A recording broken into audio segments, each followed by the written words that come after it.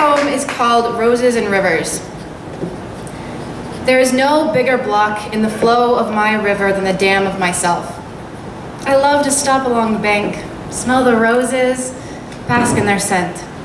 But roses are meant to stay roses, planted in dirt, not to be lost to a flurry of white water. I rebel against the current, denying the call to let roses be roses.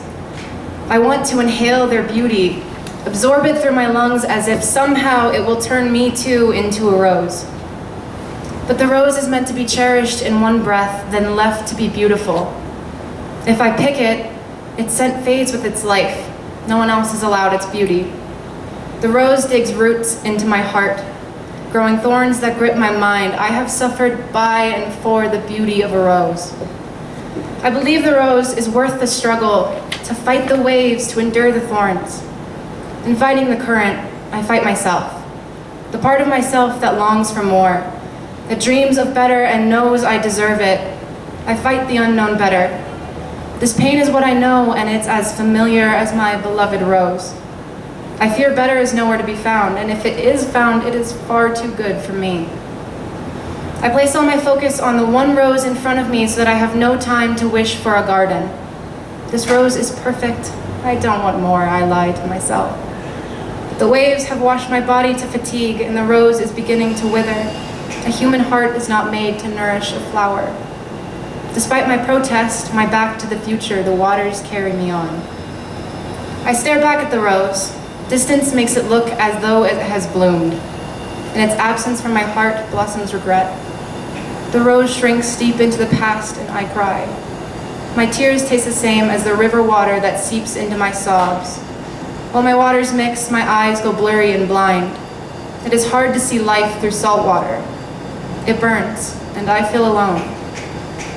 I think of the rose, now too far for me to see. I hope it's blossoming. I hope it misses my heart. The waters laugh at my sorrow. Gently, my river speaks to me. The rose was a reflection of you. I did not miss the rose, says my river.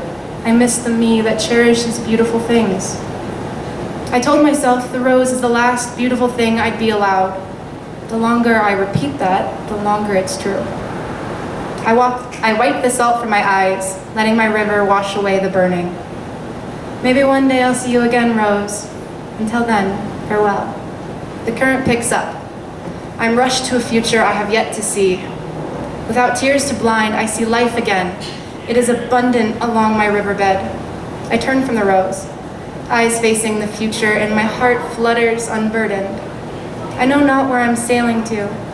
The unknown, once the bearer of fear, feeds my hope, creating dreams beyond roses. My dreams leave port.